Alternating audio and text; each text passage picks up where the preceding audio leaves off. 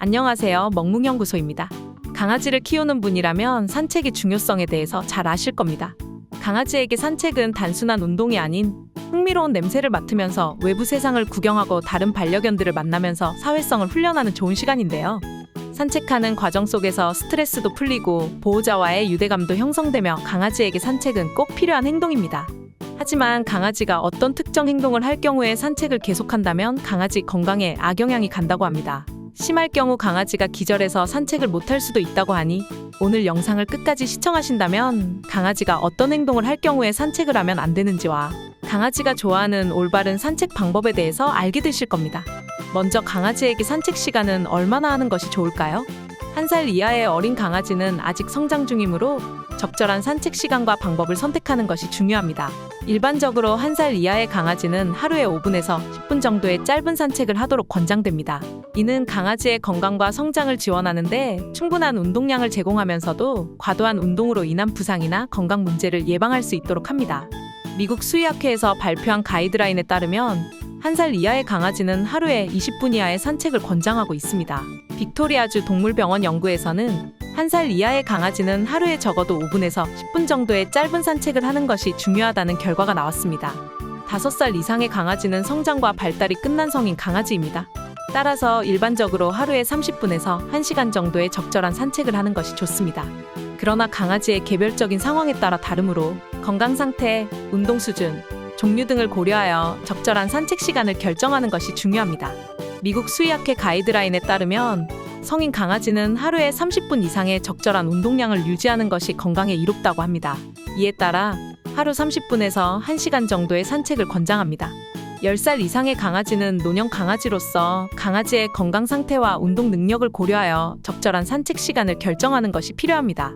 일반적으로 노령 강아지는 성인 강아지보다 운동 능력이 떨어질 수 있기 때문에 적정한 운동량을 유지하는 것이 좋습니다. 미국 수의학회에서 발표한 가이드라인에 따르면 노령 강아지는 하루에 30분 이상의 적절한 산책을 권장합니다. 또한 노령 강아지는 건강검진을 받아 건강 상태를 확인하고 건강한 운동량을 유지하는 것이 중요합니다. 다른 연구에서는 노령 강아지가 주인과 함께 적절한 산책을 할 때 노령 강아지의 인지 능력과 건강에 긍정적인 영향을 미친다는 결과가 나왔습니다. 노령 강아지가 적절한 운동을 유지하면서도 과도한 운동으로 인한 부상이나 건강 문제를 예방할 수 있으며 주인과 함께 활동하는 것은 강아지의 행복 지수와 유대감을 높여줄 수 있습니다.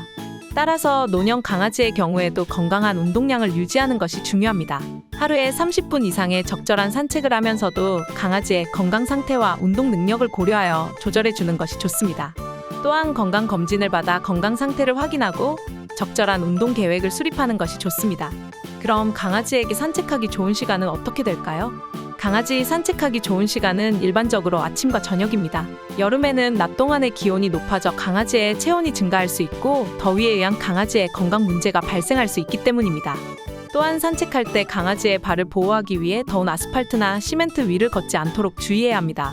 이러한 바닥에서 산책하면 강아지의 발이 화상을 입을 수 있기 때문입니다. 또 낮 동안은 햇빛에서 산책을 하면 강아지의 피부나 눈이 햇볕으로부터 손상을 입을 수 있습니다. 따라서 아침이나 저녁 시간대에 산책을 하면서 뜨거운 바닥이나 햇빛을 피하면서 강아지와 함께 건강하고 즐거운 산책을 즐길 수 있습니다.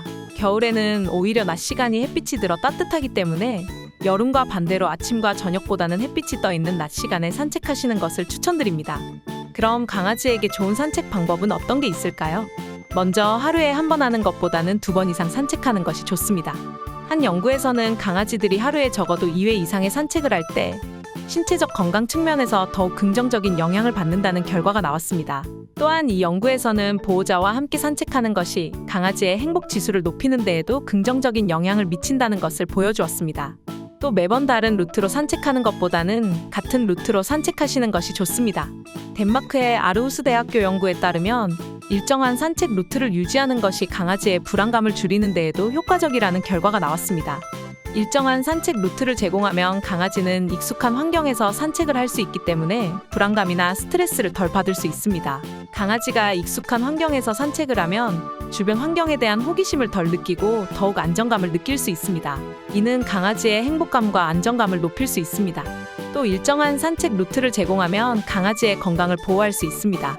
일정한 산책 루트에서는 위험한 상황을 예측하거나 피하는 것이 더 쉽기 때문에 강아지가 안전하게 산책을 즐길 수 있고, 강아지가 일정한 산책 루트를 반복하면서 주변 환경에 대한 정보를 더욱 잘 파악하고 산책 루트를 예측하는 능력이 향상됩니다.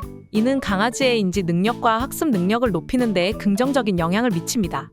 이처럼 강아지에게 매번 다른 곳으로 산책을 가는 것보다 일정한 산책 루트를 제공하는 것이 강아지의 안정감과 행복감을 높여주는 데에도 효과적입니다. 또 뉴욕 주립대학교 동물학부서 연구에 따르면 주인과 함께하는 산책보다는 자유롭게 뛰어놀 수 있는 공간에서 목줄을 풀고 운동하는 것이 더욱 효과적이라는 결과가 나왔습니다. 도시에서는 어렵겠지만 가끔은 강아지 전용 운동장이나 펜션에서 목줄을 풀어주어 자유를 느끼게 해주는 것도 강아지에게 큰 도움이 됩니다.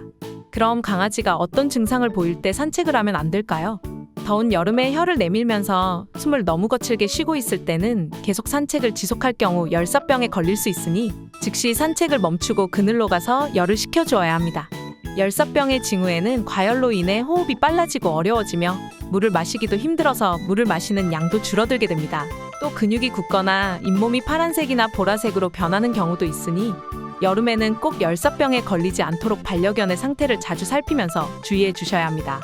또 감기에 걸려서 자꾸 기침을 할 때는 찬바람이 강아지 건강을 해치므로 산책을 자제해 주셔야 합니다.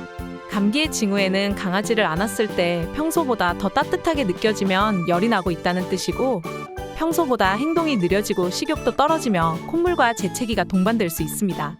평소보다 숨소리가 거칠어지거나 가래가 찬 소리를 낸다면 감기일 수도 있으니 산책 전에 미리 강아지의 상태를 살펴보신 후 나가시길 추천드립니다.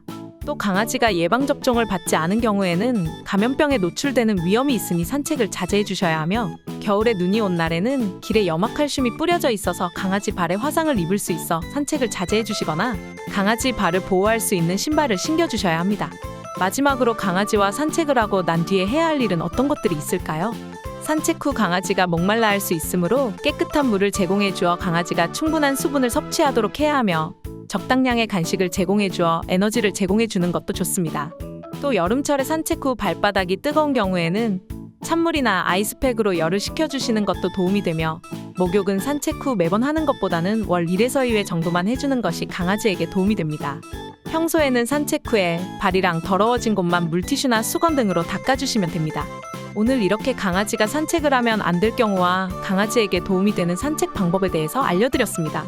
알고 계시던 정보라면 기존에 잘하고 계셨던 거니 지금처럼 쭉 해주시고, 모르셨다면 이제부터라도 오늘 알려드린 내용으로 산책을 같이 해주신다면 강아지도 더 좋아하는 모습을 보실 수 있으실 겁니다. 오늘도 영상 끝까지 시청해주셔서 감사드리며 다음에도 강아지와 반려인 여러분들께 도움이 되는 정보로 찾아오겠습니다. 영상이 도움이 되셨다면 구독과 좋아요 부탁드립니다. 감사합니다.